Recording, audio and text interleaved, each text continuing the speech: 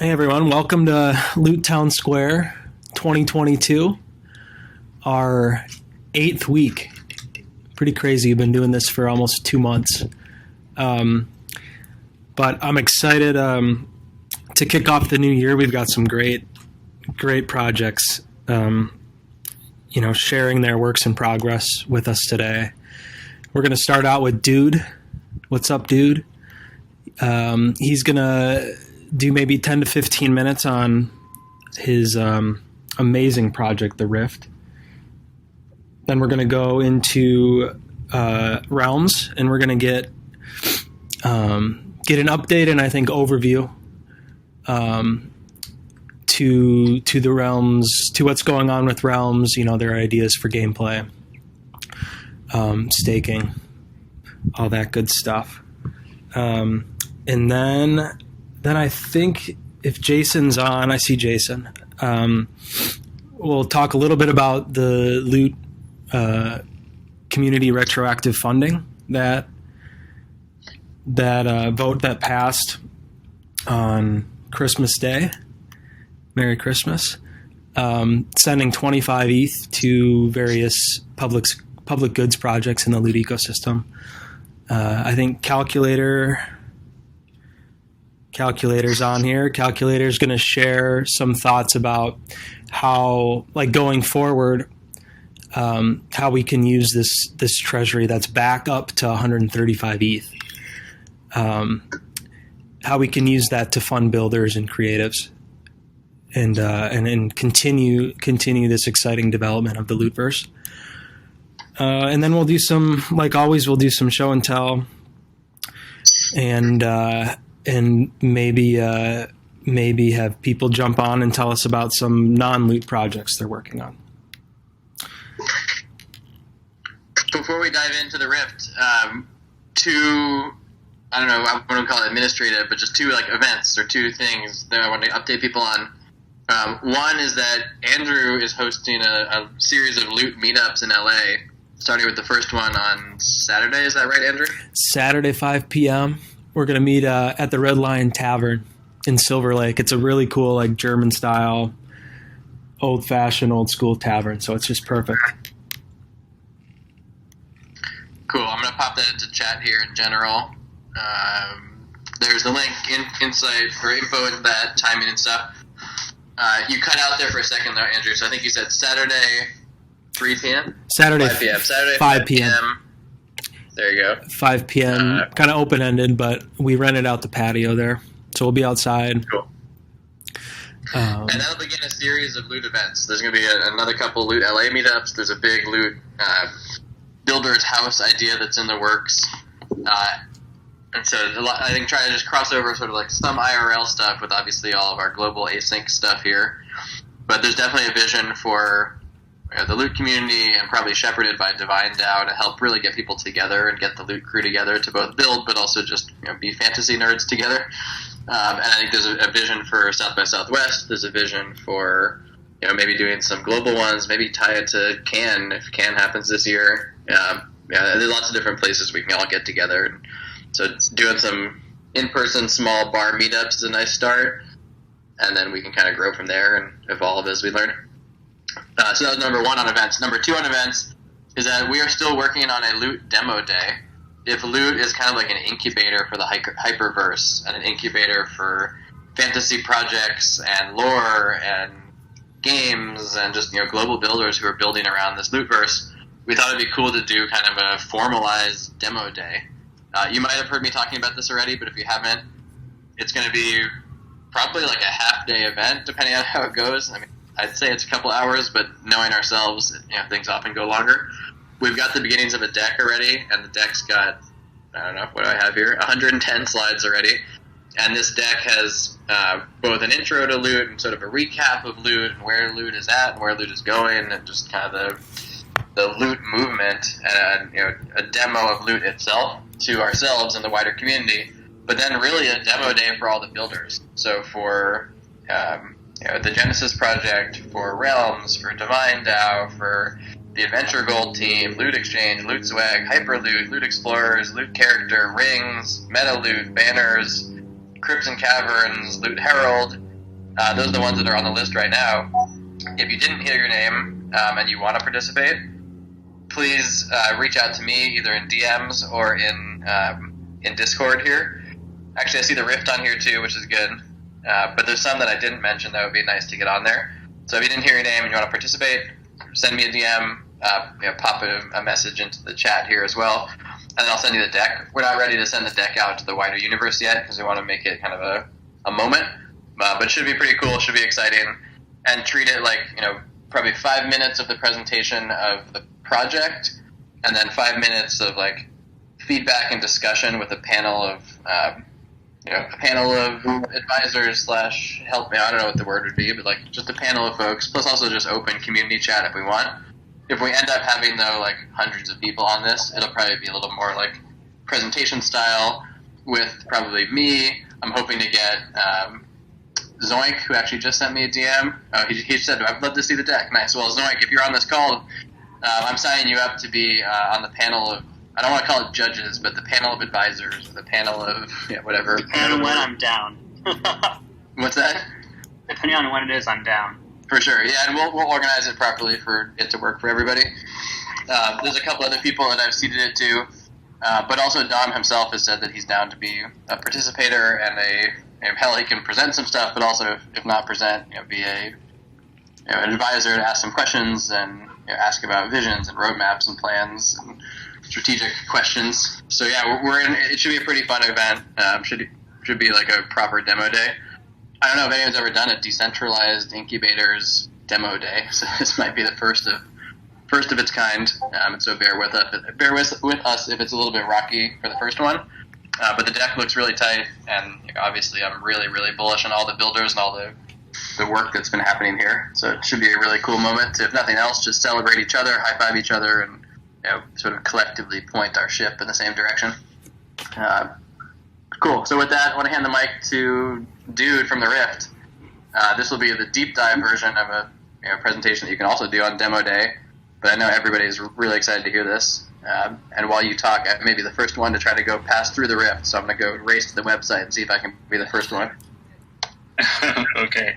Well, yeah, so that's a little spoiler, but I guess I'll start off right now. Let me share my screen. There's just a Notion site that we've been working on that has a bunch of different information.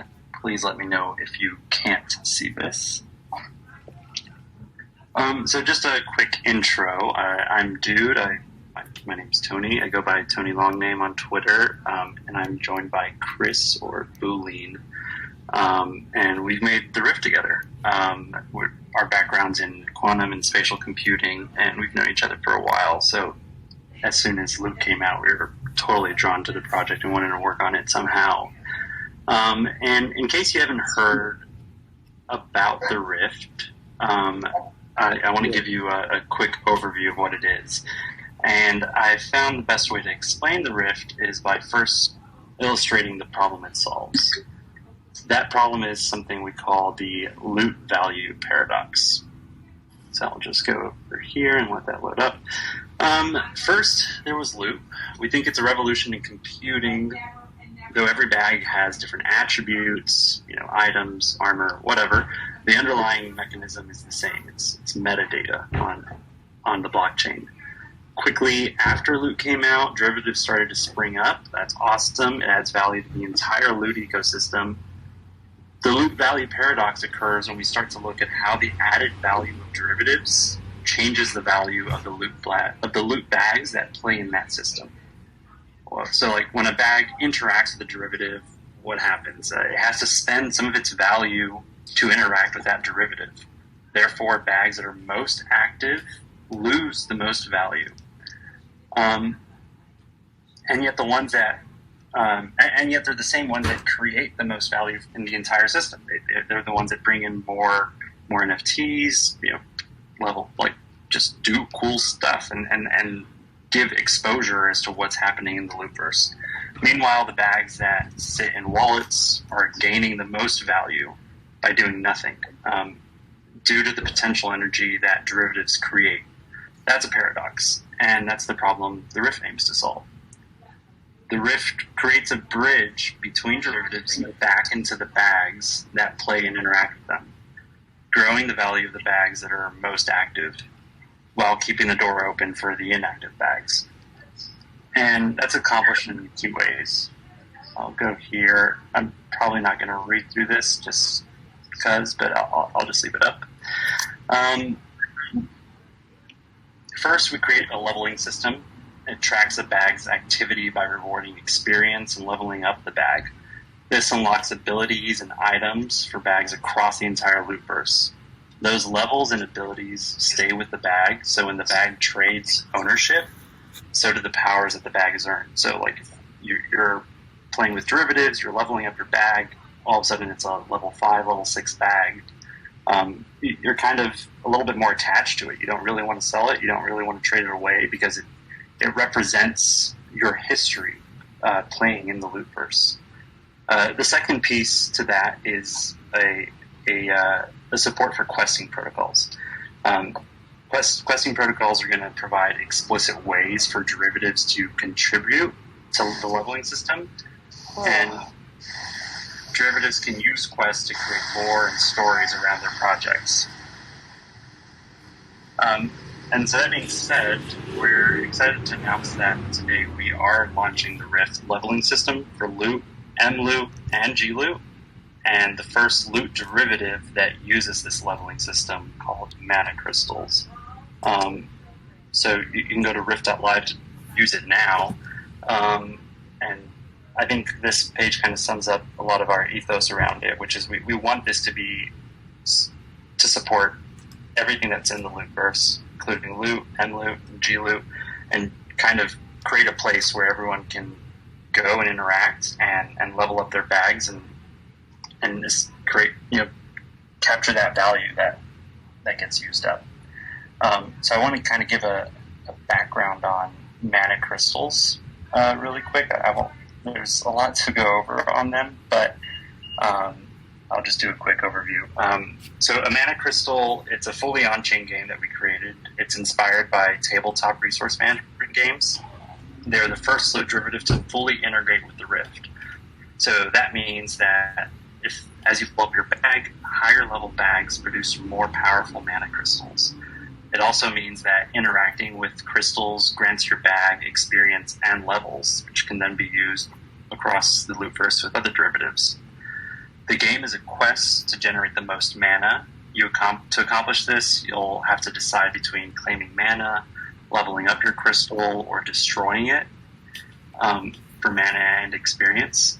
As your loot bag levels up, you'll earn and redeem charges for more powerful crystals. I really encourage you to check out this Notion site because it goes into all the details as far as the different attributes that crystals have, the actions you can take. And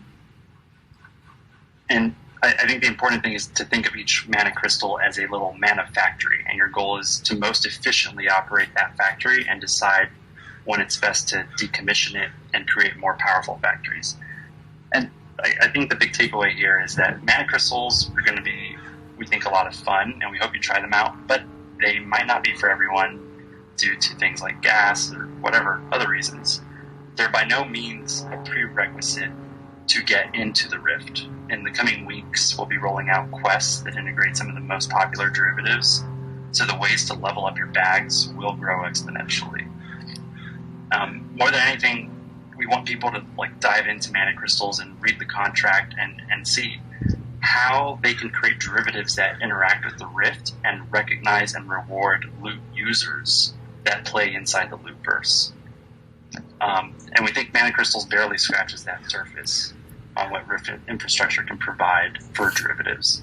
Because imagine things like a character generator that visualizes your loot's power, level or skill requirements for items and weapons, or multiple dungeons created by multiple creators that all share a shared leveling system. So people can jump from one dungeon to another and just play around. It's also important we want the Rift to be owned and operated by the loot community. So I invite you all to pop into our Discord to learn more, stay up to date. integrate your derivative with the Rift and contribute to the Rift itself. If you're interested, our current priorities are bridging the Rift to L2s, integrating other derivatives, and releasing quests. So like I said, you can go to rift.live now to get started with mana crystals. There is a mint fee for mana crystals, but like I said, you can just stay tuned and we'll release more information on how to get your bag into the Rift in the coming weeks. So yeah, that's it. I can definitely do a more deep dive on how crystals work or any other questions. I'm sure there's a lot of questions you all might have, but honestly, there's just a lot of information to go over. So I'll open up the floor for questions now.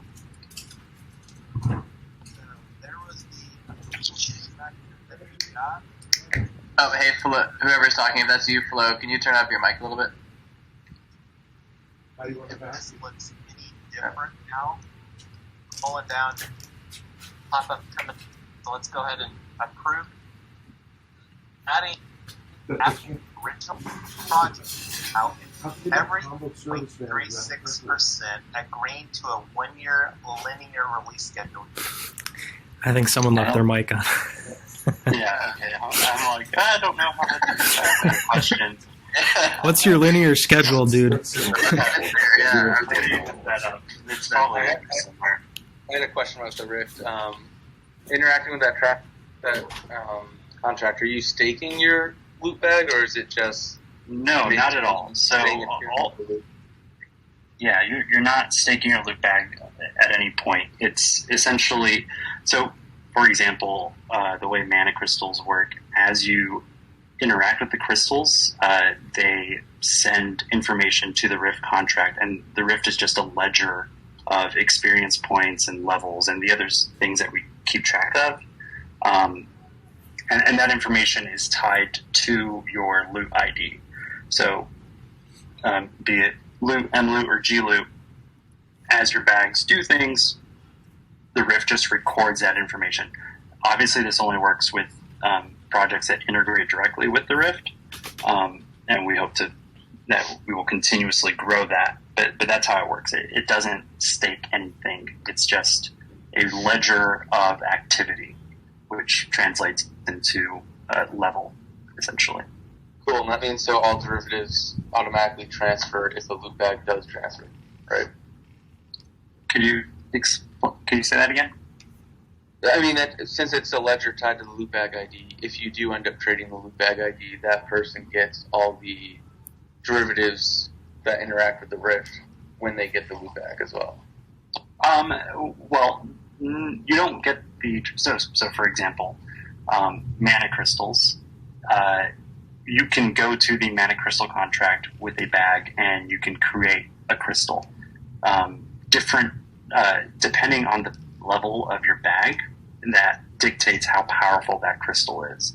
So if you have a level 10 bag, it will create a crystal that is significantly more powerful than one that a level 1 bag could produce. Now you have your level 10 bag and a level 10 crystal. Those are two different assets. You can trade one away, trade the other one away. Obviously the bag's more powerful because that bag can produce more level 10 crystals, or level up to 11 and produce level 11 crystals. So the important piece here is what stays with the bag is that level, and we hope that as derivatives integrate with the Rift or start observing the Rift levels, it opens up doors to those bags that are higher levels. So it's basically a mechanism to recognize which users or which bags have been the most active in the lootverse and rewarding them appropriately. Awesome. Thank you. Yeah, of course. Hey, dude, so as warned, I went in and I dove in, which I think I get to be, not the first one. It looks like you were the first one, according to the contract a couple of days ago, but I get to be the first one of today. Do you think I could share my screen and maybe you could, talk me through what we're looking at? Maybe I'd be a nice sort of demo case. I've entered the Rift. Now, what am I even looking at here? Yeah, definitely. Please share the screen. So like I said, when you go to the Rift today, it's essentially a single track path to use mana crystals. So if you're not interested in participating and playing with mana crystals at all, like don't even go to the site. Just go to our Discord to stay up to date. Let me find your screen. I'm already wallet connected, so I can't ask this question. But when I got to the homepage, it looks like it showed me only a subset of my bags. It only showed a couple of my OG bags and didn't show my M loot or my G loot. Does that matter? Like, was that? I think right now M loot and G loot may not be supported by the site, but it is supported by the contract. Okay, cool. So, yeah, please, if you all have M loot or G loot, I can definitely walk you through on how to do that. Okay. Through Cool. the contract interaction. We can ignore that first part then. So for folks who haven't seen this, if you go to the website straight up, or you can go to it on your computer and you can see there's no real buttons. You just click MetaMask Connect. You go through a really cool walkthrough, and then you essentially like mint 1,000 mana, which is your access to the Rift. So now I'm in the Rift. Maybe, dude, why don't you talk me through what I'm even looking at right now? Yeah, so what you see here are your bags. So some bags are attuned. I think you just walked past one. So this bag is the one that you used to first interact with the Rift. And when you interacted with the Rift, what it actually did was call a mint function on crystals that awarded experience. So you got 50 experience for that. And crystals also gives you 1,000 mana to start. Mana is the crystal currency that we're using. And you got a crystal itself. So if you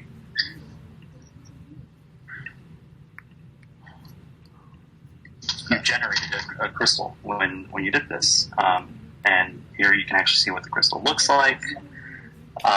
And the stats on the crystal itself. So you have attunement, focus, resonance, spin. Attunement is a indication of the level of the bag that was used to create it. So if someone created a crystal with a level 10 bag, the attunement would be 10, and then you would see resonance and spin would be much higher. And resonance and spin are the things we use to generate mana on a daily basis with your crystal.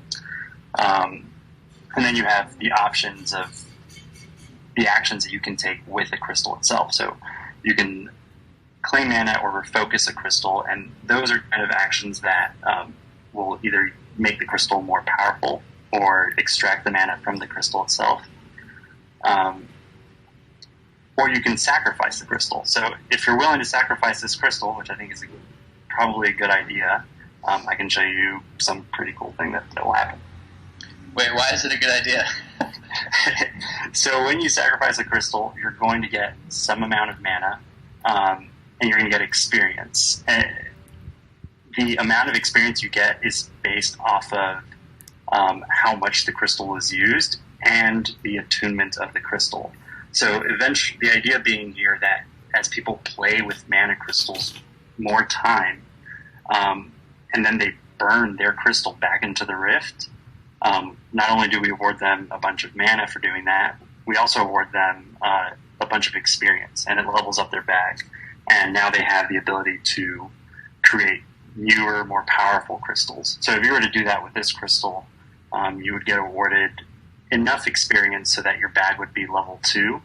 But at the same time, I mean, this is kind of where the resource management thing comes into play around the crystals themselves. And crystals really are like a full-fledged resource management game inspired by things like Brass. I don't know if anyone's heard of that. It's like these super brain burner type things where right now you're at this decision point where you're like, okay, I can either extract the mana from this crystal, I can make this crystal more powerful. As I make it more powerful, I can then sacrifice it to gain even more experience or more mana. Or I have to decide, well, I can sacrifice this crystal and immediately get an attunement 2 crystal, which is going to yield more mana and more experience if I were to burn it. And I really think the options there are pretty big. The decision trees are. Actually, I actually have a decision tree to show off kind of more of the crystal aspect of things, but I don't think it's as important as kind of highlighting the Rift part, which if you go back to locations and select the rift, and then we can go cycle through to that bag. Yeah, so that just shows your bag, your experience, and your level. And like I said, if you were to burn that crystal, now your bag would be level 2, and it would have the ability to create more powerful crystals. And how should I put this?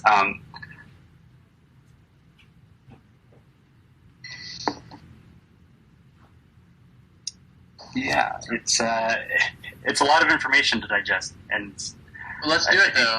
I'm down to pay the gas and do it together live. Okay. Maybe we can just sort of role play it. yeah, I'm still a little confused. So I've got a bag. My bag has been attuned because I paid the entry fee on this specific bag. It's got 50 out of 65 XP. If I get another 15 XP, you're saying I'm going to get to level 2, I think I'm hearing. yeah, that's right. I have an option to buy mana here, which maybe we can come back to, but I'm not sure what that would mean. But if I've got a crystal, what does 3 claims left mean? So, I think as far as that goes, that's all detailed in our mana crystal write up, which I can just go through and go through it, line by line. There's a lot of information there as far as what each attribute does. And the idea is that I get to, if I click this button, claim mana, I get 20 pieces of mana, and then it goes to 0 here, and then it's got to take some time to power back up. Yeah, that's exactly right. So every day you will get mana equal to the resonance of that crystal. So tomorrow you'd be able to claim 40 mana, for example. Okay. Refocus. What would refocus do for me? So if you were to refocus, the focus of the crystal would go up to 2. The crystal itself you would actually see the background would turn black, which means that it's essentially it kind of disables the amount of actions that you can take, and you have to wait more time to be able to do that. But I think kind of, I'm more than happy to deep dive into crystals, but I think it would kind of detract from the rift portion, which is more than anything the ability to level up our bags and essentially opening up the door for all of us to work together and have a shared bag leveling system across the entire lootverse. And I think crystals are great, and it's a game all on its own. But I think that might just provide more confusion as to what the rift is itself. Hi, dude. If I can jump in and make a comment about crystals. Please. One of the things that you can do that will remove the confusion about how crystals work, because it's not a very complicated game. But what you can do is eliminate player actions. So there are 3 actions there, right? Yeah. Just put 1 action. And as the designer, you're telling the player which action is the correct action to take at this point in their progression as a new player starting out. They take that 1 action is the only action they can take, and then you unlock the second option. And at each of those steps, you can have a little text explaining what that action did, right? So it allows the player to learn 1 action at a time, and then by the 3rd thing or 4th thing they do, they've unlocked all the possible actions, right? So you want to sequence the possible actions in the way that is correct for a new player, and not give all the options at the start. Yeah, it leads to a much smoother onboarding. I think you're totally right. Thank you for that. Hey, dude, I just wanted to chime in and say this is freaking amazing. So stoked. Thank you. I guess a question following that is, do you have thoughts already on how you'll be, opening this up to community members to be making quests? Is this something that, we should just join the Discord and talk to you guys about? Yeah, that'd be the best way to do it. So the Rift data is it's just a contract that's available to anyone straight away. But obviously, I think the most powerful piece is being able to contribute to the Rift. Right now, it's gatekept by us, just because we haven't built in the infrastructure to make it a completely open protocol where anyone can build any sort of quest. But we want to move forward to a path where it is that, and anyone can just start writing things that grant experience in a balanced way. But yeah, so I really invite you all to check out our Discord, and I'll post a link to that here as well. And that will provide information on, we can just chat about how to integrate your derivatives. Yeah, thanks. Dude, I would love to click some buttons and do some things here if you want to point me in the direction of which buttons to click. Just to see, have people see it firsthand. I'm down to do it and pay the gas. Okay, well, sure, let's do it. So let's go to your crystals. One, yeah, that one. And do that and sacrifice it. I shouldn't claim the mana before I sacrifice it? No, you shouldn't. So there's, and I think to the other guy's point, which is if you were to actually claim the mana, you wouldn't be able to sacrifice this crystal until tomorrow. So I think we're still learning on how best to explain all the rules around crystals. But yeah, sacrificing is the best option you have right now. Okay, and then it gives me so I click sacrifice, give me a list of loot bags and M loot. Yeah. I don't see my G loot in here, but it'd be awesome to click those guys. I'm choosing one of the bag power up. Yeah, you should choose the same bag that created the crystal, just because that bag already has experience, and we want to level that bag up. So, okay, so I gotta go find that one. Yeah, this 7146. Gotta remember that crystals. Sacrifice 7146. Okay. Yeah. And, I don't know how many people are going to have this same problem as you, Tim, of having 100 different bags, but... There's a lot of M loot in there. Don't worry. It's a lot. I got real sniped into M loot once I derived all those perfect bags of M loot, so I couldn't help myself. I minted 200 M loot bags. I don't know if you can see my MetaMask. Oh, you can. Is that because gas is crazy high right now, or is that just what the transaction costs? Gas must be crazy high right now. I'm going to do it because I don't want to wait, but... Obviously, that's an expensive transaction. Yeah. It's 300 right now. Oh, crazy. No, that is fine. Grow the Rift. Okay, so what's happening? Yeah, what's happening right now? Yeah, so there's a lot of meta stuff that's happening right now. Guess what? So what's happening right now is you just interacted with the Rift contract itself, and the Rift has this concept of a burnable object, in which case Mana Crystal is one of those burnable objects. And when the Mana Crystal is sent to the Rifts ask the Mana Crystal for information on how much experience does this burnable object grant, how much mana does this object grant, and then that appropriately gets distributed. So you can see now you have more mana. You have 1,100 mana, so you just got 100 mana for burning that. And if you look up the bag, you can now see it's a level 2 bag. And the other thing that happened when you leveled up is you got something called a Rift Charge. So those are those 2 blocks right there. And you can convert a Rift Charge into a Rift object, and a crystal is a Rift object.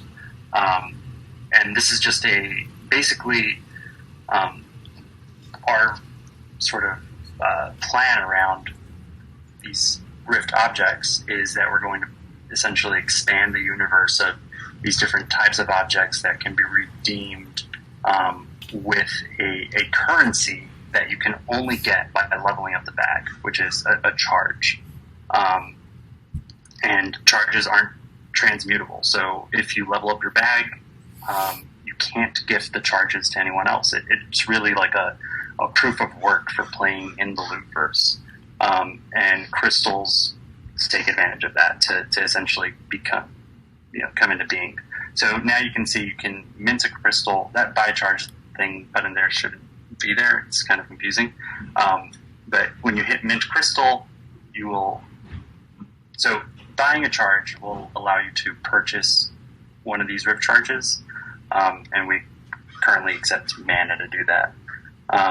So, like I said, if you were to mint a crystal, it would consume that charge, and it tells you what you get. You get an attunement 2 crystal. It tells you how much experience you're going to get. And the cost to do this is just mana and the charge.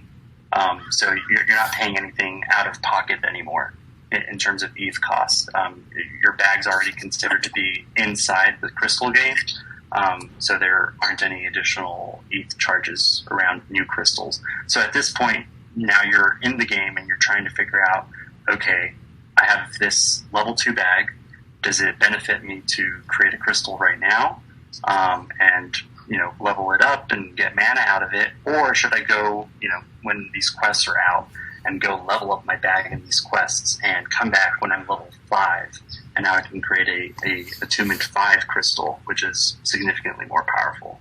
And these are the types of interdependencies that we're trying to create, where there's cross-pollination between derivatives, where playing within a derivative gives you experience and levels that you can carry over and take into something else.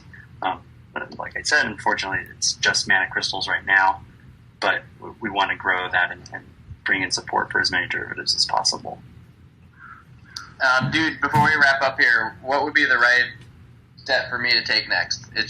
Should I mint a crystal, or should I be sitting now, and should I be waiting on some time? You should mint the crystal, just because it'll probably be a couple of weeks before we bring in support for other ones. Maybe wait for gas to go down. Yeah, I was gonna say, this is some love for you right now. I'm paying this gas so you can get a live demo and get this on the recording. Yeah, no, I don't think you have to do that. But what would happen? Then that means that I would have had one less charge. Yeah, so that this charge would have gone away, but then I would have had a crystal again, and it would have been a different. It would have been this crystal, right? It would have been this crystal with 65 XP. Right, exactly. It'd be a completely different crystal. It would have different characteristics, but it would be attunement 2, so it'd be more powerful. You would get that experience. So if you hit back, you'll see right now you have 0 out of 130 experience. Yeah. So it would grant you that experience.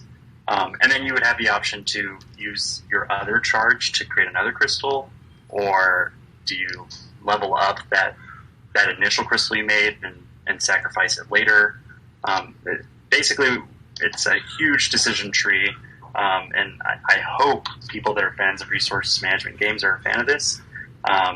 But like I said, crystals are just an example of what we think the Rift can provide in terms of leveling up and playing in the loot ecosystem.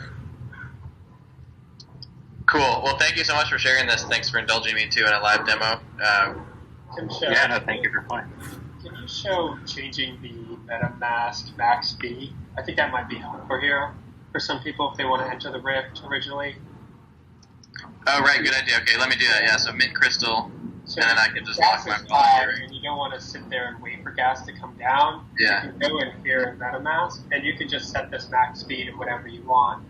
And for certain transactions, this being one of them, if it's not urgent and you're not going to get front run, you can just lower it, let it sit in your wallet as pending, and then when gas comes down, it'll automatically autofill. So you don't have to sit there and wait for gas. Like before you go to bed, if you just want to put one of these in there, it's a really good way to do it.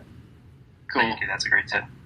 Well, I did it. That does, though, mean my wallet is locked until this transaction goes through, I think, but that's okay. That up. Yeah, because of how they do the nonsense in the wallet. Once one is pending, you can't send another one, so best to do it before you go to bed or when you don't have other transactions.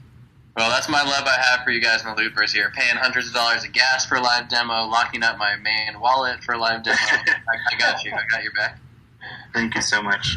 I think we got to wrap here and move to the Realm side, but any final words, dude? No, other than there is so much information here, and I understand it's confusing. We're going to be working a lot to just try to clarify all these steps, and definitely taking that feedback of simplifying the instructions. So I really do hope you all can join us in the Discord, and if you have any sort of questions or feedback, we're eager to hear it.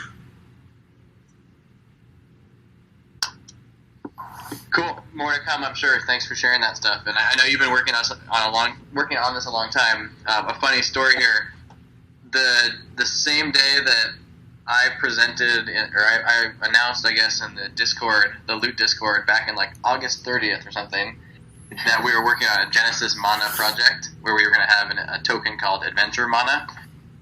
Like 5 minutes later, or 5 minutes before, dude also had popped in and said, "We're about to launch Adventure Mana related to the Rift."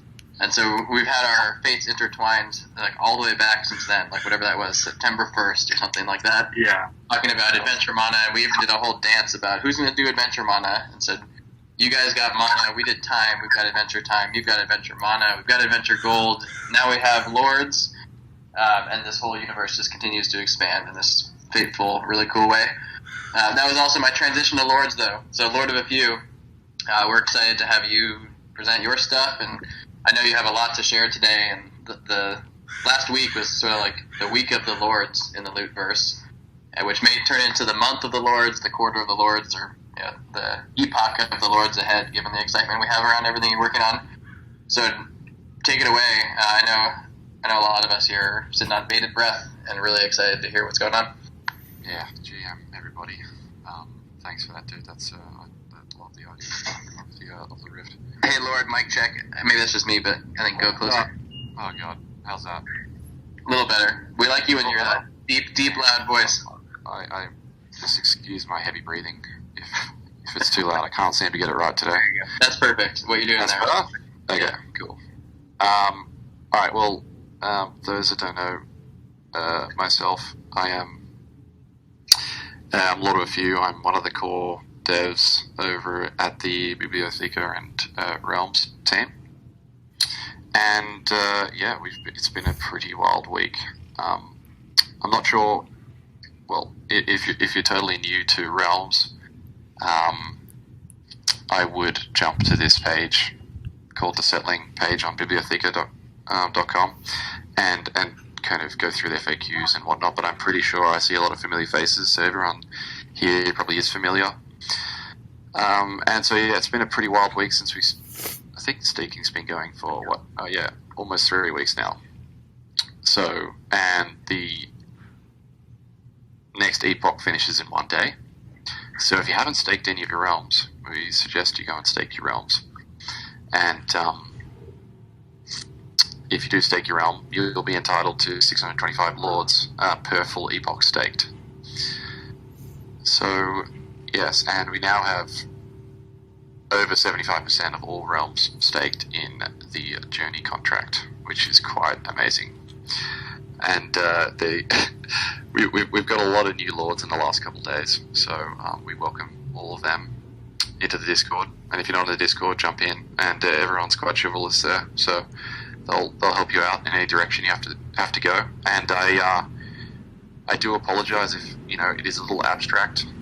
We have myself and all the core lords. We've really just been deep in the kind of architecture and the technology side of things, and we've I guess we probably could have done a better job at explaining the whole world. Up until now, it's going to be our job for the next couple of weeks to really kind of make that clearer. But hopefully after this presentation, everybody kind of gets a little clearer idea about how the technology works, what's our grand vision for everything, and whatnot. So yeah, I'll just dive into. I make a lot of flowcharts, kind of a journey into the madness that is my mind sometimes. So I hope everything is clear, and I might just go through each step maybe, and we can do questions on each one, because I have a few things I want to go through. I want to go through our tower defense mini game, which we're working on. Then I want to go through all our kind of how the Realms game works from a high level overview. We're talking about any technical stuff, just kind of the high level idea around it all, and then we'll go into some of the Lord's tokenomics. But firstly, I'd just like to say thanks to the Jay Mayer and the other guys that sorted out the whole funding out of the Loot DAO into the Biblio DAO. We're going to be putting that to good use in bounties and growing the ecosystem with all of that. So So thank you for all organising all of that. So I'll go through the tower defense, and then maybe people can jump in and ask some questions, and then we'll go to the next spot. So I don't know. Yeah, well, we actually developed the entire game on Arbitrum a few months ago, but we realized it wasn't going to be the right technology solution. So we've had to rebuild everything from scratch using Starknet's native language, which has been challenging, but it's also rewarding, and it allows for a much richer gameplay. So one of the first things that we're developing at the moment is a very, like, when I say tower defense, don't think like, complex tower defense game where you're just like clicking and popping towers up. Like we're constrained to fully on-chain data, so we have to keep that in mind. So it's managing everyone's expectations on that. But just like with any software, like we're developing a very primitive MVP of it to kind of really work out the mechanics and get accustomed with interacting with Starknet, latency, all those things. So, and the idea around making this game first, this little tower defense game, is that our hope is that what we learn from building this on chain, we will evolve this into the actual PvP element of the main game. We'll probably refine it and make it more complex and more just one-to-one. But the first alpha, version 0.1 I'm calling it, maybe 0.001 or something, but it's going to be very simple. So what we're building at the moment, and a shout out to Zeldian and Unidef DeFi, who are leading the charge on this. They're the core devs that are taking this and taking it and building it out. What we're going to do for version 0.1 is you will go to a contract website on layer 1, and you will be able to mint either light or dark. So we'll keep in the same lore of loot, obviously, like light or dark. And you'll be able to choose which type of tokens you mint. And with those tokens, you'll then be able to either attack a tower if you're dark, and you'll be able to heal a tower if you're light. And so it'll be totally multiplayer in the sense that there'll be, there might be 100 people playing this game, and you might use your tokens to attack, but then you run out of tokens, so the next person might come and attack. But then someone on the light side might increase their shield, so it keeps everything in balance. But while you're depositing tokens into this game, a percentage of it's getting kind of funneled off into a reward pool. And so after a 24-hour period or some time period that we haven't quite determined yet, like a winner or loser will happen, and then the reward will get distributed to everybody that's played on the winning side. And like, just bear in mind, this might change, and this is like a very early alpha. I just thought I'd just kind of drop a little bit of chat around it, and if anyone has any cool ideas around this space, we're open to hear it, and we'll happily take it into consideration when we're building it. The other thing to note is that we're actually we're building this to. It's going to be called Defend the Divine City, and the Divine City is obviously the Divine City in the Divine DAO. So to actually play the game, you'll either need to hold just Lords or Divine tokens. You won't have to spend any of them. We're still figuring out the exact mechanics of it, but you'll have to own either Lords or Divine in order to play the game. So so this is kind of. I mean, I haven't seen a tower defense completely on-chain game like this before. If anybody has, drop me a link, please. So we're kind of coming up with some pretty interesting mechanics with it. It's challenging, but we're going to get there. Hopefully, I have something to release in the next 4 weeks. 4 to 8 weeks. But don't hold me to that, please. Anyone that develops software would understand. So, yeah, anyone got any questions about tower defense? Just while we're on it. Why have the gameplay state on chain? Why? Well, it kind of goes with our whole thesis of what we're doing with the rest of the game, is that, and one of the reasons why we've we're doing everything on StarkNet to begin with, is that, if we didn't want to do a fully on-chain game, then, we would have just used, Polygon or something and just used some of the assets and then done everything off-chain. But from the very beginning of our, since we started this, our whole thesis is that we want to build the entire game state on-chain. So in theory, this game, even the tower defense game and the main game, they're just protocol layers, and anyone can actually come along and build a different user interface if they like. So it's abstracted away completely. It's just much like Uniswap. Like anyone can go and make a Uniswap UI. So this is our idea, and this is why we're doing it like that. But yeah, good question. And we don't want to have we don't want to manage a backend. We want the blockchain to be the backend.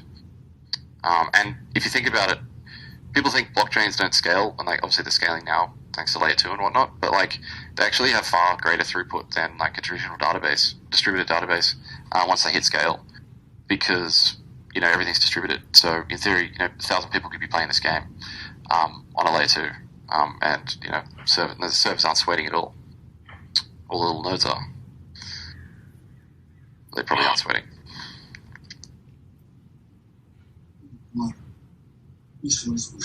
Any other cues about the tower defense?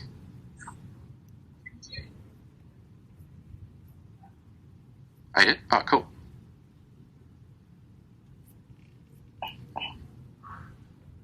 Cool. Is it what are they building it on? Do you know?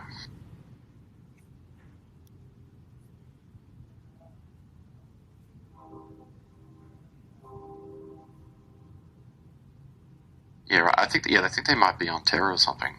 They might be. I don't know. Cool. Thanks for that. Yeah, it's definitely a technical challenge trying to build everything on chain. But we see it as a benefit. So this comes to the crux and what all the original OG realm holders have been. They've been supporting us from the very beginning. They saw our vision in our first Figma presentation. So I'd like to thank them for, still sticking around and believing in the vision. They've taken the red pill fully. So I wanted to just, I don't have any user interface kind of, designs for this, because the other thing that we ran into when we were building the Arbitrum one is that there's so much data on page with a game that the actual website just buckled. So we're actually planning on building the whole game in WebAssembly or something similar. So if anyone has deep experience in that space, any advice or gotchas or any ideas how to build a game completely in the browser would be greatly appreciated. So just reach out to me directly. But what I want to go over here is kind of the architecture, and as Loot started as a primitive on-chain metadata, we're building this game protocol layer that allows for composability into new games easily. So basically, how the contracts work. I won't go too deep into them, but you should get an idea. Any Civ fans here will immediately understand what I'm going to with these little modules. But basically, how the game works is it's centered around a core contract, which is settling of the realm. And once you've settled your realm, you can start harvesting your resources, which are the ones that are defined on your realm. And then with those resources, you can build up your realm with buildings. You can build armies after you've built your buildings. You can upgrade your resource productions, which increase your production rate. And so this bit here is the core module, which we're pretty close to finishing this part. But the idea is that these little modules here, and here, these could theoretically be written by anybody. And so they're just contracts written on they're just contracts. But what a random developer could come along and do is they say they want to create a religion module or something. They could write a contract, they propose it to the community, and then because of the way we designed the base contracts, we could actually grant them right access. So that the module will then be included into the game as canon, and then the game expands. So it's like an expansion pack. But it's, obviously all the game states on chain, everything's permissionless and whatnot. And so this is what we're hoping to do and hoping to achieve with this whole architecture, is that we will keep building these modules, but anybody that has a good idea can come along and create their own module, propose it, and if it gets enough votes, it gets included in the game. And the master contract gets updated to the new module's address, and the game expands. So these are some of we haven't built these yet. Obviously, they're all theorized, but hopefully these incept some ideas into other people. Hopefully get some creative juices going.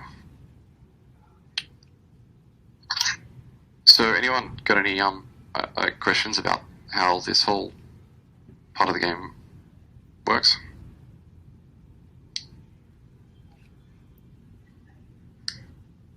Is this document publicly accessible?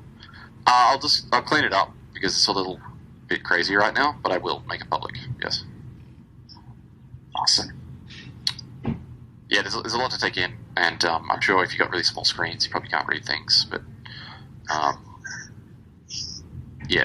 this is the core premise, and this is of how the game works. It's we're designing this base kind of game protocol layer, and people can build modules on top of it and connect to it. And so, say the religion module gets made, and then the religion module then has right access to the construction module, which perhaps boosts the production of an army if you have a specific religion and whatnot. So that's just that's just an idea, but it creates this kind of open world.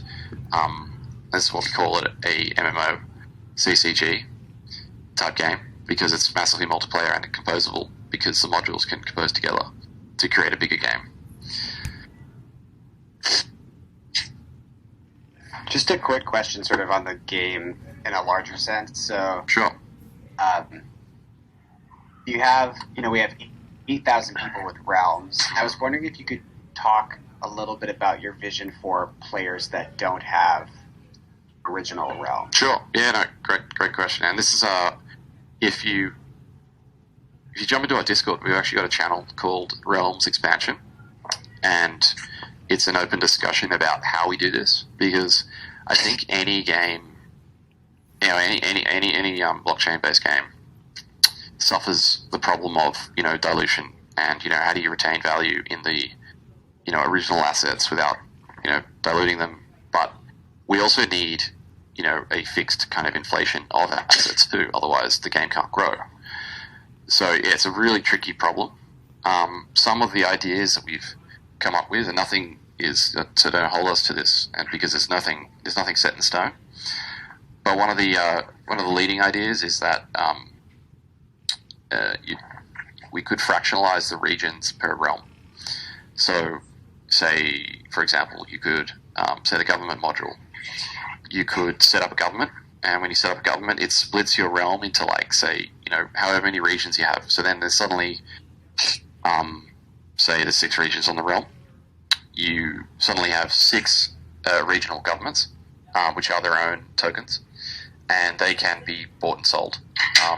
And holding those tokens perhaps gives you a little bit of supply of that resource. So it wouldn't be as much as the main realm, but maybe it's 10% or something. So then that obviously sub realm would be 1/6 the price of the main realm, maybe. Who knows? But that's a way to expand it. The realms to, I think it's 45,000 total regions in the all the realms. So that makes it a total of 54,000 total assets then in the game. So that's one way that we're thinking of doing it. I think that's one of my favorite ways, but obviously it's not up to me. It's going to be up to the community to decide how we do this. And then perhaps from there, once those are fully realized and there's the economy pumping, then perhaps we have an exploratory module which can open up like a whole new space of realms. But like any of these things, we're not going to do these things, just frivolously. It's going to be a calculated decision how we do it. Because the really interesting thing about, I think every game right now in their economy is that they'll have their boom and bust cycles, just like every other major, like real world economy do.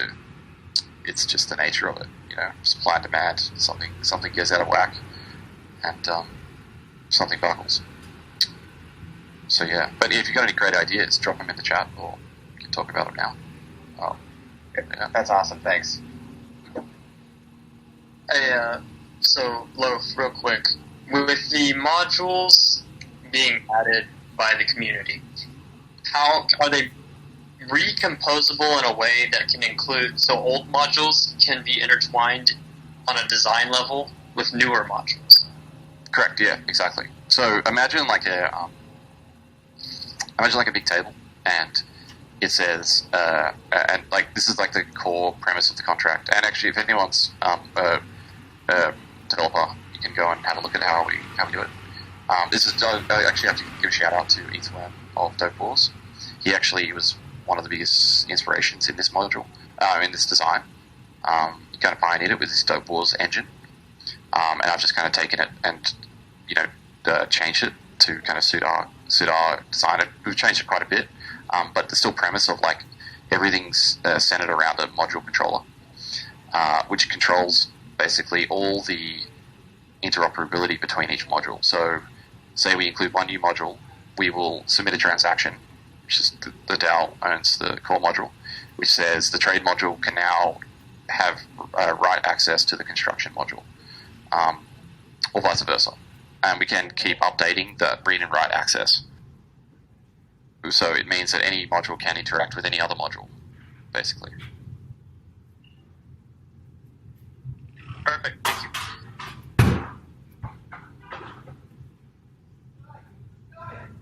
I have a question about updating versions. Sure. Because of the nature of the contracts, are you thinking about, once you exit alpha, so to speak, to dump the contracts and launch new ones, or are you using proxies or something like that? Starknet's a bit. It's. I think they're about to release proxy pattern like tomorrow or something. It's in heavy development Starknet, so we're at the cutting edge of Starknet, what we're trying to do. But yeah, I haven't quite figured out the exact sort of proxy pattern, but the way that we've currently designed it, you can see there's like A and B. And it's getting into the weeds, but basically A is like the logic contract, B is the state contract. So the logic contract has obviously all the logic, and it has write access to the state contract. And so we can basically swap out the logic contract for a new one, and then just give the new one write access to the state contract. Or if we need to add an expansion to the state, we would add like 01C, for example, which would have a new state management system, which then has write access to A. And so that's how the expansion logic would work.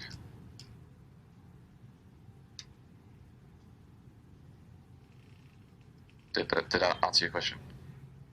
Yeah, I think that separation of the logic and the state is a really interesting solution. Solves a lot of the possible upgrades.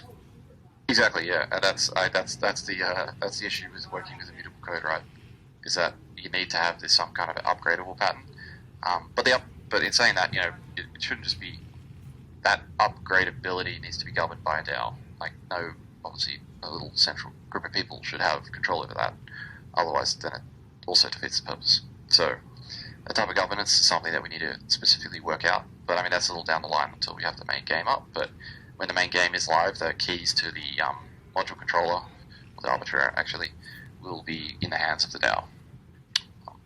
So no specific person will just be able to go in and change the read and write access without it going through an approval process, obviously.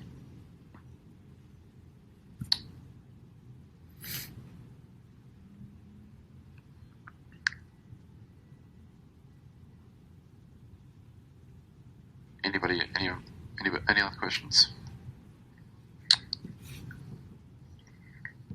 Hey, Lord, this isn't exactly a question, but just for some folks who maybe haven't seen like the full-on demo that you guys did a couple weeks ago, if you have it available, would you want to pull up a screen that just shows some of the like resource management, settling, pillaging dynamic?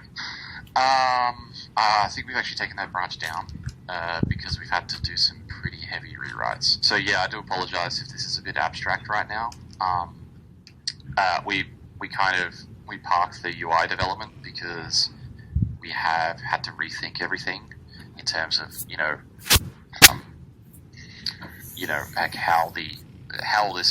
like how the data gets displayed, because there's a lot of it, and the way we did it with like traditional traditional DOM, which just didn't work. So it's not going to work for like twice the amount of people as well. So maybe.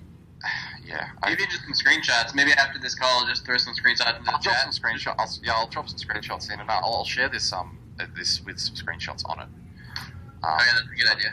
That'll be yes. Yeah, sorry, that's been that's definitely been our problem, is that we've been very tech-heavy focused, and it's been a bit of abstraction. But hopefully, everyone gets the idea of what we're trying to do with these modules, and if any Civ fans out there, they'll understand. But we see this as like the next evolution in kind of composable games. Like we started, like DOM kind of changed the game with loot being on-chain composable metadata, and now what we're trying to do is these are little composable actual utility contracts in a sense that add value to the overall game. And so from an economic point of view, if you're a developer, you can come along and make a module and say charge a little fee to use it. Then you get voted into the game. Then you've got a little fee because you've added that module to the game.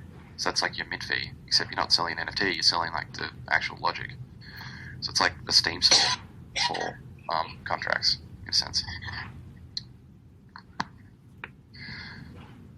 All right. Well, if there's no more questions about that, but yeah, if you have any questions, you can reach out to me directly. Or just jump in the Discord and start brainstorming. Because this is all, we're building this all in the open. We're not hiding anything here. All the contracts are open source, so if you really want to dive into Cairo, come and jump in and mess around. Kind of explain it all in there as well. But I'm not going to go through that. Hey, Laura, can I ask a question here?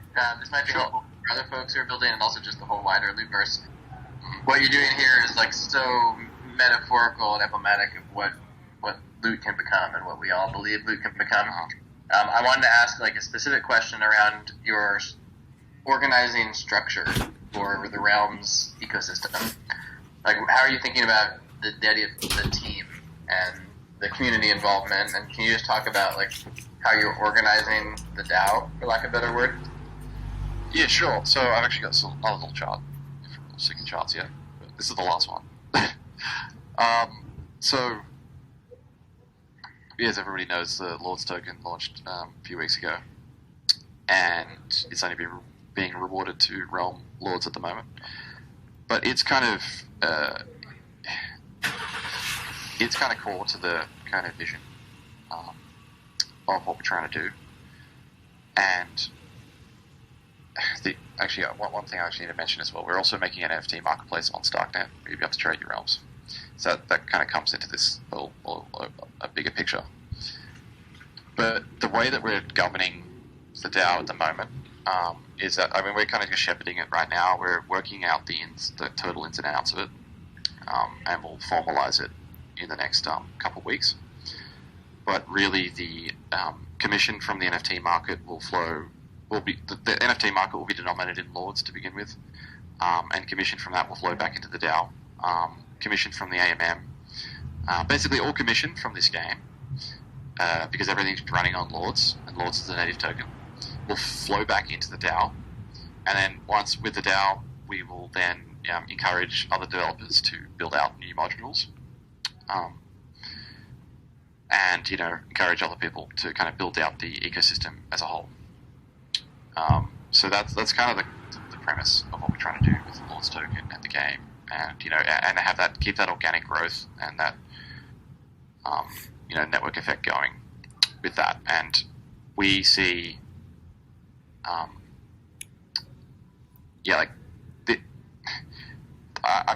I don't see we have to do a game on a layer 2. Like, it's just, we have to do it. And we've been barking on about StarkNet for a couple months now, and we're getting there now. And we really want to encourage other people to keep building, hence the whole module approach. And in saying that as well, just to touch on, Tim, these modules, it's not the only thing that the game can use. Like, if someone wants to come along and create like a specific collectible or something, that can easily be done, and make that collectible, propose it to the community, and then it can get included into the canon of the game as well. So yeah, the way the Lord's tokenomics works, well, not so much the tokenomics, but the way that the market flows, you can see here. So claim Lords, get admitted. Like, the only way to get Lords at this point will be from staking or settling your realms. And then with the Lords, you'll be able to trade on an AMM for the resources. You'll be able to buy things with the NFT markets, and you'll be able to basically buy anything in the Realmverse with the Lord's token. And the other, this is also kind of down the line, which I just wanted to touch on briefly, is StarkNet's kind of roadmap and how we could really build this native loot metaverse, whatever you want to define it as, a hyperverse, natively on our own sequencer. And so by that I mean, the way that StarkNet works is it's very similar to Ethereum in that it's it will eventually just be a bunch of nodes running StarkNet that can interact with one another. But the other amazing part about it is that we could actually run, once the game gets big enough, we could actually run our own sequencer, which is how the StarkNet kind of processes information back onto the main chain. And that sequencer could be denominated in Lords as the native token, or another token for that matter. It doesn't have to transact in ETH. So it could power the economy, not just from a transaction point of view, like buying things and selling things. Like, the actual oil that runs the StarkNet sequencer could be Lords, or a token, which is a kind of crazy idea, but I feel like that could actually just create another huge feedback loop into the whole loot ecosystem, and natively grow it. That's something to dwell on. But don't hold me to that just yet, because StarkNet's still got a way to go, but it's some ideas around that. So yeah, anyone got any questions about the Lord's token or anything in that regard? I covered a lot.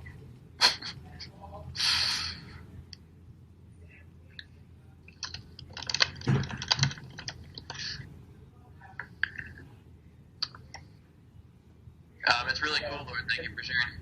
Can you confirm the idea with the Wonders right now is that the Wonders will receive a Wonder maintenance tax, which is a percentage of all resources harvested in the game? Is that the idea right now? Correct. Yeah. So the so when you settle, if you have a realm, a Wonder realm, when you settle it, you'll basically get put into this specific pool. And every time someone harvests their resources, a percentage of that, which is yet to be determined, it might be 10%, might be 5%, this goes into another pool. I'm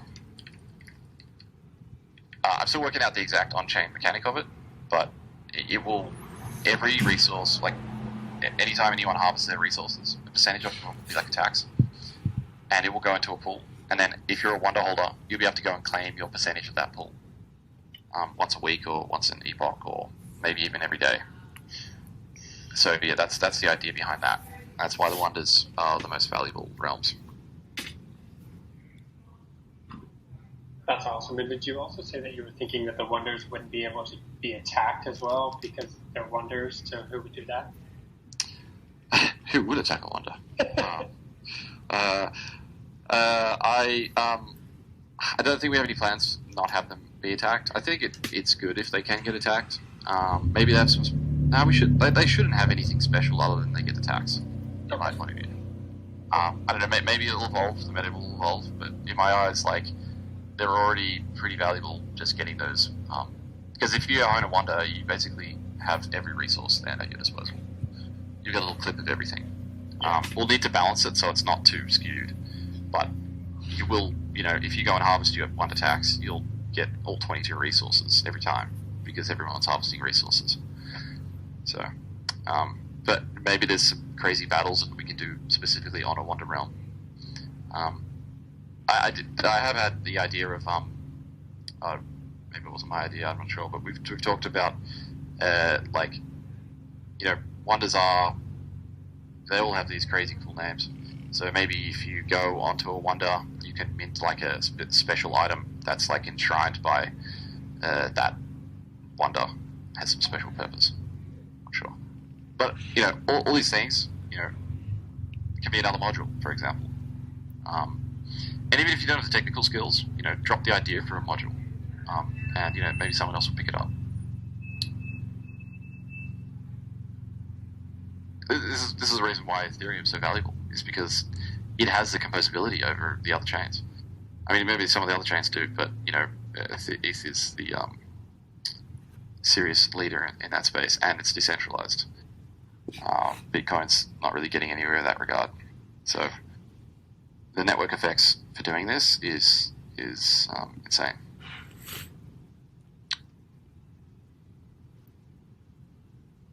All right, great. Yeah, thanks for clarifying on the wonder tax. All right, Lord, thank you so much for sharing all this. And the Realms Discord is incredibly active, so if anybody's sniped into this, excited about it, wants to participate, hop into the Realms Discord. Not only active, but also organized in a really cool way around the 16 Orders of Loot, which is a pretty cool organizing principle for all of us to treat as kind of a connective thread. But yeah, great work to this crew, and just such clarity of vision. I posted a tweet thread last week, I think it was, unless this framework I've been banging around, that some derivatives are like fireworks, and some derivatives are like castles, and this just fits that framework so well. You guys are obviously erecting not only a castle, but a whole world of castles here. But a derivative of loot that's not really a derivative, it's an extension and it's an expansion. And in a lot of ways, this is loot. Like, loot is nothing if not the projects we're all building on top of it.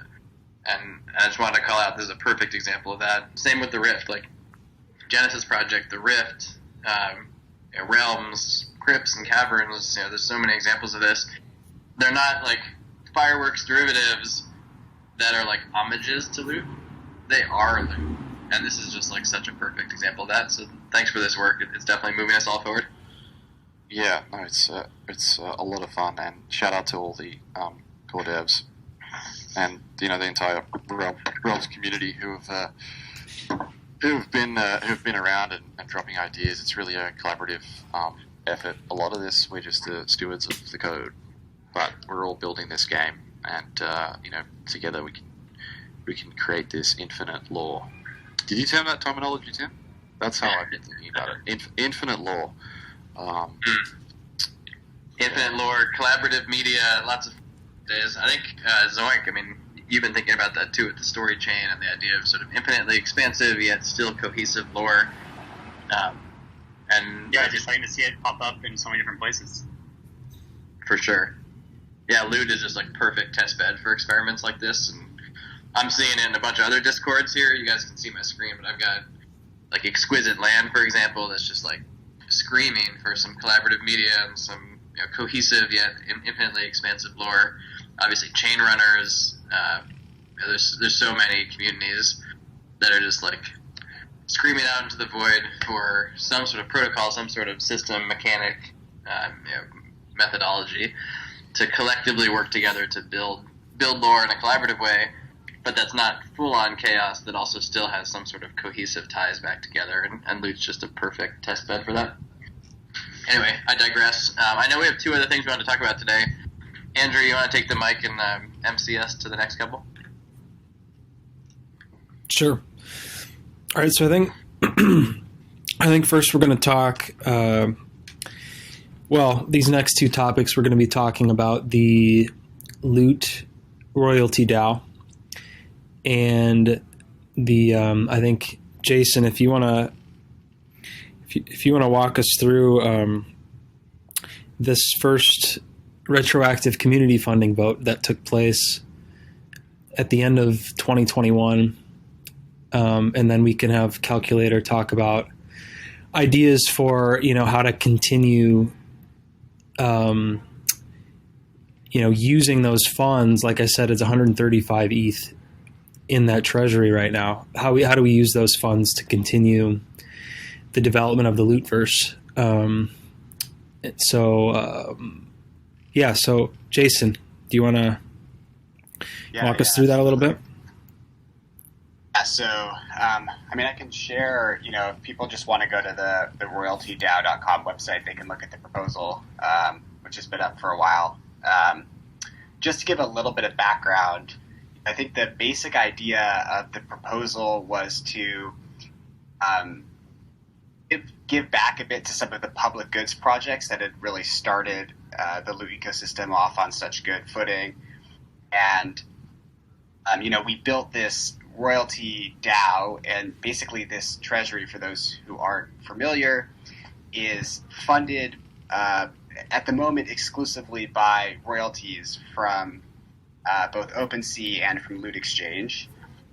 And the idea here basically was to say, okay, we should try, if we can, to give back to some projects. And so, particularly projects that don't have a funding stream. So, like, as an example, for me, somebody that helped work on Loot Exchange, there's no funding stream built into that. We did it because we love loot and think it's awesome. And, just as like a personal note, like getting funding like this actually really does help us continue to work on the project. So just a thank you to everybody that voted for this. So basically the way this worked, in thinking about this, I think one of the important things is like to try to kind of understand the mechanics of the treasury. So, the treasury is on chain. And what that means is that in order to make these votes pass, you have to actually vote with your bag using gas, which costs gas to do. So I think for me, it cost me like $35 to vote for this proposal. And so all of this is to say, like, the reason that we did this big block grant, which was essentially set up as a 25 ETH block that was allocated according to these proportions, which people voted on Snapshot, was because, giving a grant of 2 ETH is really not very efficient, because then basically you have, about a 2 ETH gas cost for just meeting quorum on the proposal. And so we did this big block grant and allocated it that way. As you heard from Lord of a Few and me from Loot Exchange, like, these types of funding proposals really help the devs of the project of Loot ecosystem move forward. And so, thanks of that. I think, in doing this, and I'll pass this off to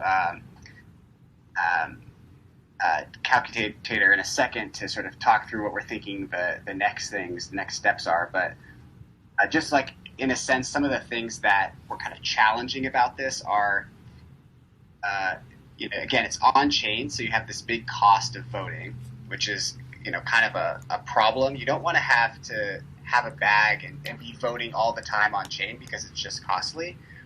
And, ultimately, like, doing this whole process, granted it was the first one, so you can expect, some friction in doing it. It just took a lot of time and effort, I think. So, big thanks to Tim for helping push this through also.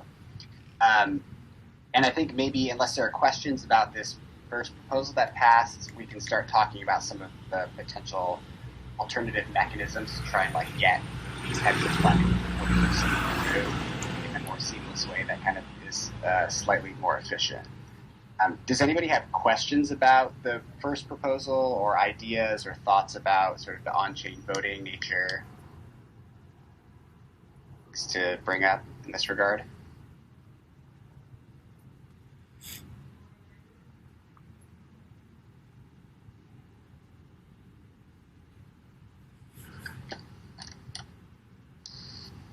Okay. If not, I think, there have been a couple proposals for future ideas about how to make this more efficient.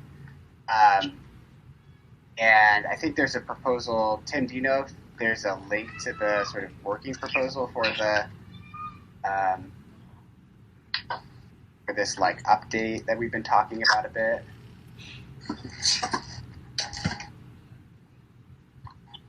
And maybe Tater, do you want me to explain a bit about what we're thinking for like next steps, or do you want to jump in now and try to sort of summarize what you're thinking? Can you hear me? A little quiet. Is this better? Yeah, that's better. Okay. So can I share screens?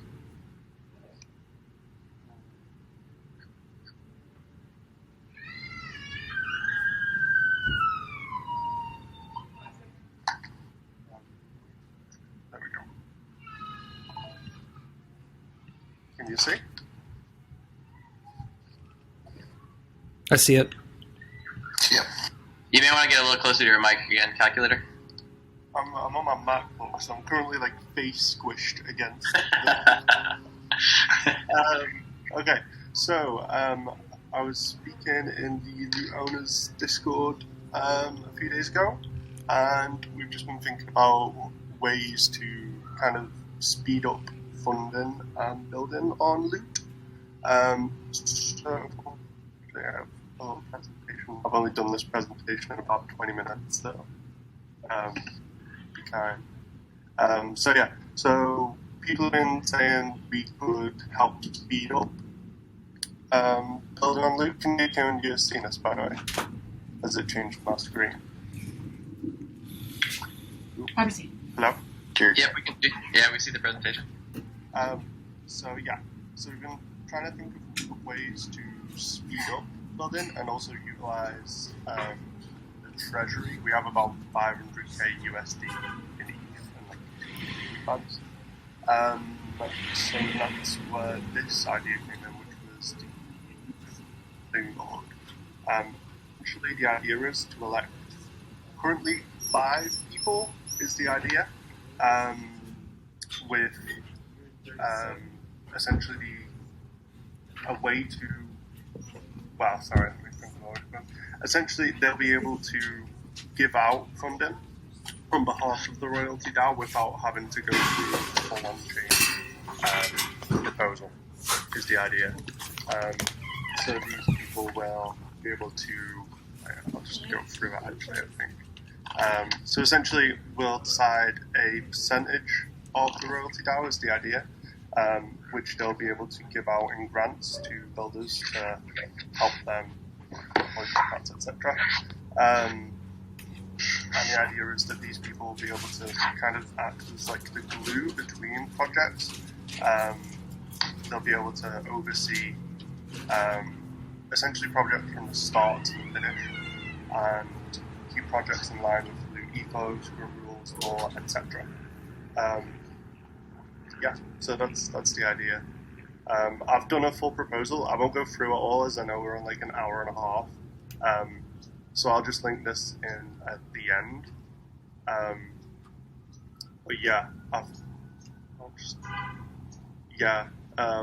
I'll probably just so the idea is so far is that we'll do essentially an election between on the DAO to decide who will be on this board, and then they'll essentially be able to grant funding and work to help speed up building and help guide loot overall is the idea.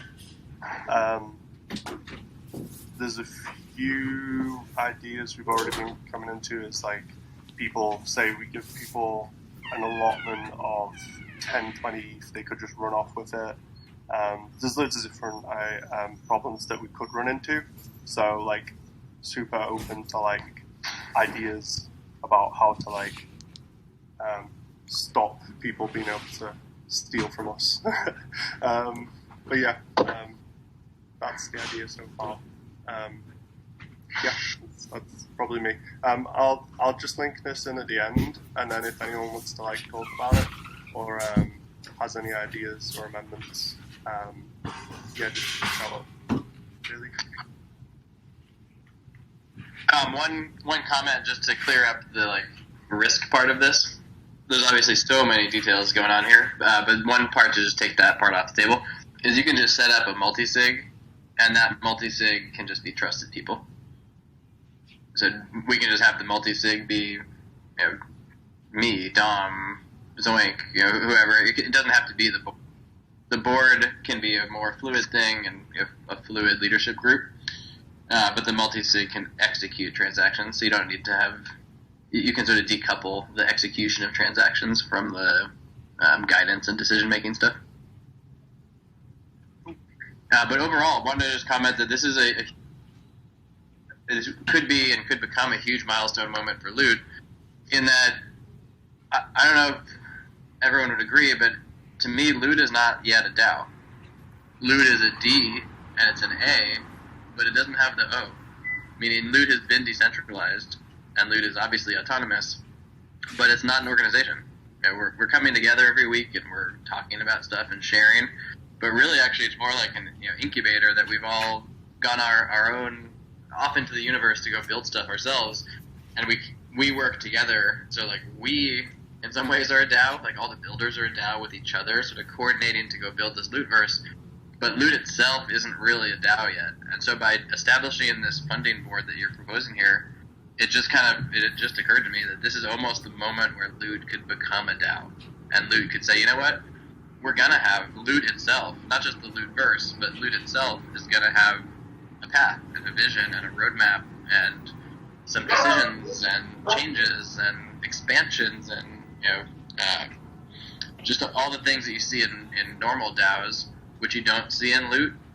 Yes, I'm not going to list them off, but if you're in any DAOs, you know that Loot is quite different. On the flip side, there's something really, really special about what's happened in Loot, is that it's literally not even a DAO. It's just a Discord with a bunch of us building collectively. And so I think there's something that we want to keep sacred and keep being really intentional and deliberate with the decisions we make with respect to becoming a DAO, so that we keep this sort of really special flame that we've got in our hand here. We're all obviously incredibly nerd-sniped into this Lootverse, and the amount of love and care and the just vibes around the ecosystem are amazing. If we can use a DAO as a way to reinforce those pillars and those values, and use the treasury to expand the growth of Loot and the value of Loot and the utility of Loot and just the fun that we can create out of Loot, that sounds amazing, and this would be a really powerful turning point. Yep, I agree. Calculator, or I'm saying that wrong, it's calcutator. Just call me James, by the way. James, okay. Yeah, James. I just don't think I'll say that. All right, James. First of all, thanks for shepherding this. This looks great. Or it's a great start. What's your plan? Are you going to post this in the forum maybe, and then go from there, or? Yeah. So I've been working in the Loot Owners Discord and just been following ideas currently. I'm gonna post it to Loot Talk probably this week. I don't think it's at a point quite yet where we want to go to proposal quite yet. Right. Just because I don't think enough people have really added to it. I don't want to just be spamming proposals at the DAO and then hoping that one of them gets through type thing. I'd rather a collaborative effort on it. But yeah, I'll probably be posting it to Loot Talk probably within the week. and then we can kind of just like go from there. Okay. I think. Awesome. Yeah, I just want to like encourage everyone to like Tim said, I think this is really important kind of next step in loot, and it's important to use these funds, and I think there's some great ideas in here. So I want to encourage everyone on this call, our kind of core most active members within this Discord to please add comments, add additional thoughts. Let's make this proposal. Let's really strengthen this proposal and make it just knock it out of the park.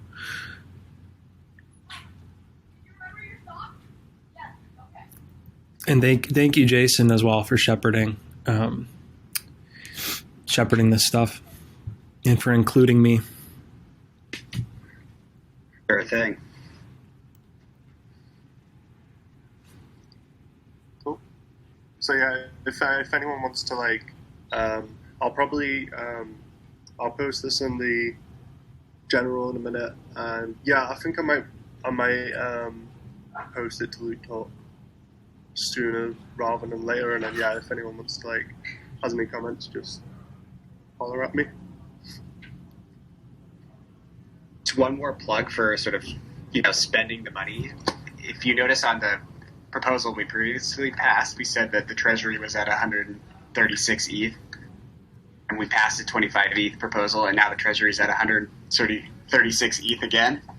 So, there's funds still coming in, and I think there's a lot of value to be had by getting some of this treasury into the hands of people that are building and need the resources for the time to keep building the community. So, yeah. Thanks, James. Pushing this along. I think one of the things that this does too, I commented on the thread, but I'll say it out loud, is that it's not just about the money and the resources. It's really more of a turning point for Loot to say it's okay for Loot to build.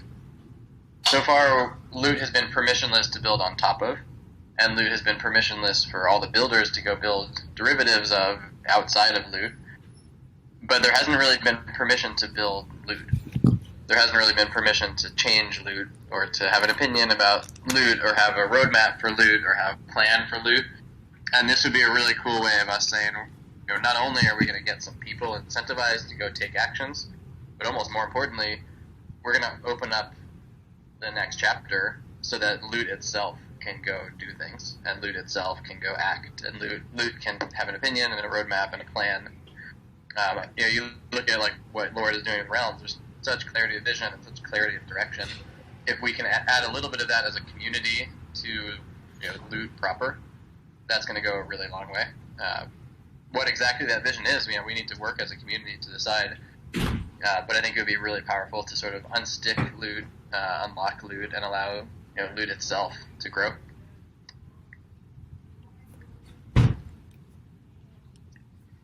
Cool. Tim, I think it's time we can go into just maybe some open Q&A or show and tell. We're at an hour 40, so. An hour 40. Well, I also did an hour 40 Genesis project right before this call, so I'm on hour number 4 of Loot right now. So I'm happy to close this pretty soon too. But we have a bunch of people on.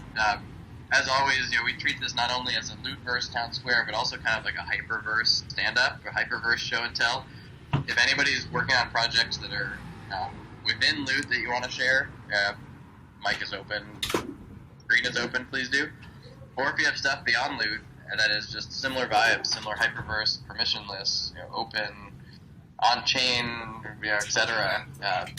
Please feel free to share it too. This is a pretty open-minded community. Yeah. Hey, Juliet, the gate. I do have a couple things very quickly. So I'm building a bunch of different things and playing around, but one that I think I've settled on completing first is a little leaderboard system. This would be an open contract where anybody or any of the games could spawn a leaderboard and then submit scores and then do a get on on the leaderboard, and it would be free to use. It's pretty simple as well, just to get something out there. But then I did have a question about, and maybe for next week I'll have something else to show. But I did have a question about like we were seeing with the crystals, the gas fees are pretty high, right? And in terms of unlocking loot, I think that is a problem, especially when the blockchain starts opening up more to mainstream players. I don't know when or how that's going to happen, but one of these L2s might be like the main place to go to, if at some point everyone had or is in agreement or something. I don't know if that makes sense, but I'm really curious about like which blockchain, which side chain would be the place to go to build this stuff, because I don't feel like building on Ethereum is viable. Sure. Well, I'm obviously biased, but not really. But yeah, I see your point, and this is why we chosen Starknet. There's a few reasons for it. If you're looking for a sidechain, it's not a sidechain, but if you're looking, it needs to be a layer 2 in my eyes. I think sidechains are a means to an end at the moment, and will get consumed by L2s for numerous reasons. But the reason why we've chosen Starknet for our game specifically is that, firstly, it's cheap, because ZKs, the way that they work, they submit very little call data back onto the main chain. It's composable, meaning that you can compose lots of different contracts together to create an expansive universe. And you also get the added benefit of having increased computation on chain, and so you can do a lot of stuff with Starknet that you couldn't even dream of doing with an EVM-based chain. EVM just meaning Arbitrum or optimism, because it's written in a lower level language, so you can do crazier things. Someone actually put an entire 3D model onto Starknet the other day, like split it up into its little GTLF file parts and put it all on it. So yeah, those are the 3 reasons why we've decided to do Starknet. And yeah, if you have any questions, you can reach out directly, and I can speed run you it if you like.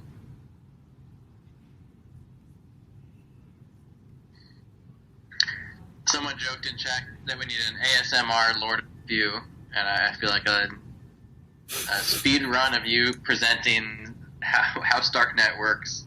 We could just turn that into a Spotify song, 4-hour Spotify song. That's helping you go to sleep. I feel like I've speed run Starknet in the last 2 months. Still learning a lot, but I can definitely bootstrap you to where you need to go.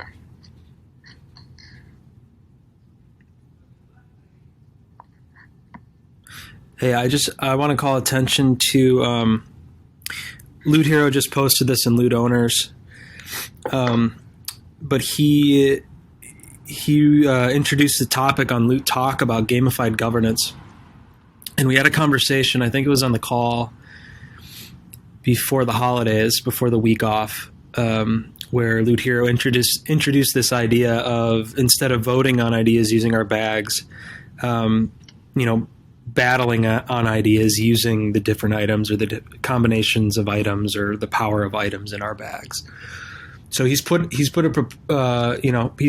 laid out this idea pretty in depth on Loot Talk. So I encourage everyone here to go check that out and add comments. And I think it's probably even worth maybe even a separate call, like a focused call, possibly, because I think it's a really exciting idea that we haven't really seen yet. So I just wanted to shout that out. Please go to Loot Talk and give your comments and feedback. Thanks, Sport Beard, too, for the response already. I'm going to respond to your comment on there. I think we can either use Loot Talk, or if you just want to use the governance chat in the Loot Discord, either one of them's fine. I have 2 kids right now, so it's hard for me to get back around to re-responding, but I definitely will. So I think this is just going to be a long conversation, and we can work out this. I mean, with Rift now launching too, that's a great opportunity where it's a similar problem, right? We want to reward people for being active. Governance, voting on-chain can be expensive, but we do want to find ways to reward people for being active in the community. And I think governance is a perfect opportunity to do that. If we can level up the items or level up the bags, through Rift, I think these are both great opportunities to do that. So yeah, check out that Loot Talk. And if you have questions or comments, either respond to the thread or just go to the governance chat. We can talk more there. Thanks, Andrew.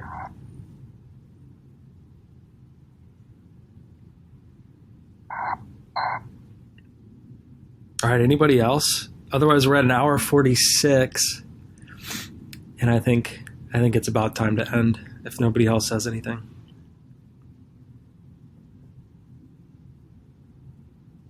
Just one thing for me. This is kind of admin, but I think it'll be helpful. I'm going to make a Discord update this week where we're going to introduce some roles. I'll introduce a builder role, maybe an active updates role, maybe a governance role. And the idea here is that you could opt into the role so that instead of us having to tag everyone, which is just too hard, we never want to tag everyone, being able to tag only builders or only people who've opted in to get active updates on loot or only people who've opted in to a governance chat. I think that could be a cool way for us to start acting a little bit more in a coordinated way, is to tag people in to be like, hey, there's a discussion happening about L2 right now. Hey, add builders, pop in. Or hey, there's a discussion happening about gamified governance. Let's do a focused phone call at governance. So just a heads up, I'll do that this week, and maybe I'll create a channel called Get Roles or something.